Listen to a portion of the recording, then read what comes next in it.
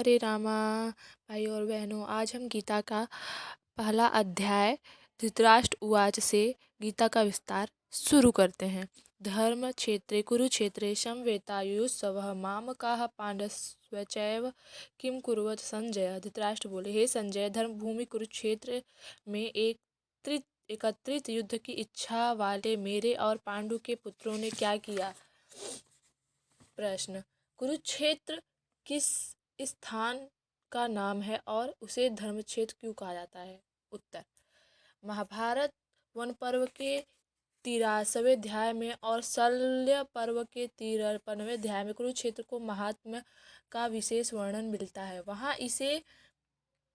वहाँ इसे सरस्वती नदी के दक्षिण भाग और दृष्टद्वती नदी के उत्तर भाग के मध्य में बतलाया है। कहते हैं कि इस लंबाई चौड़ाई 5-5 योजन थी। यह स्थान अंबाला से दक्षिण और दिल्ली से उत्तर की ओर है। इस समय भी कुरुक्षेत्र नामक स्थान वही है। इसका एक नाम समंत पंचक भी है। सतपथ ब्राह्मण आदि शास्त्रों में कहा है कि यहाँ अग्नि, इंद्र, ब्रह्मा आदि देवताओं ने तप किया था। राजा कुरु ने भी यहाँ बड़ी तपस्या की थी तथा यहाँ मरने वालों को उत्तम गति प्राप्त होती है। इसके अतिरिक्त और कई भी बातें हैं जिनके कारण उसे धर्म क्षेत्र या पुण्य क्षेत्र कहा जाता है। प्रश्न, धृतराष्ट्र ने मामकाह पद का प्रयोग किनके लिए किया है और पांडवाः का किनके लिए, और उनके साथ समवेताः और युत्सवः विशेषण लगाकर जो किम अकुर्वत कहा है उसका क्या तात्पर्य है। संबंध, धृतराष्ट्र के पूछने पर संजय कहते हैं। उत्तर,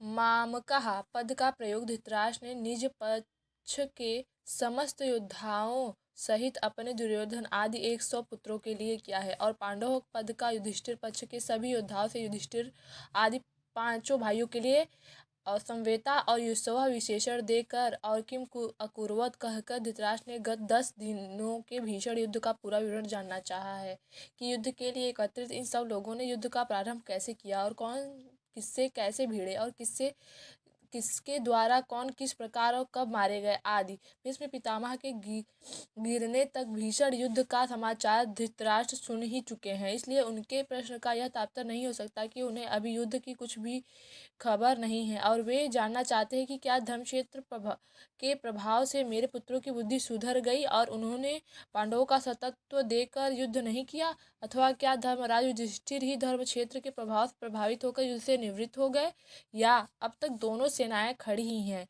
युद्ध हुआ ही नहीं, और यदि हुआ तो उसका क्या परिणाम इत्यादि।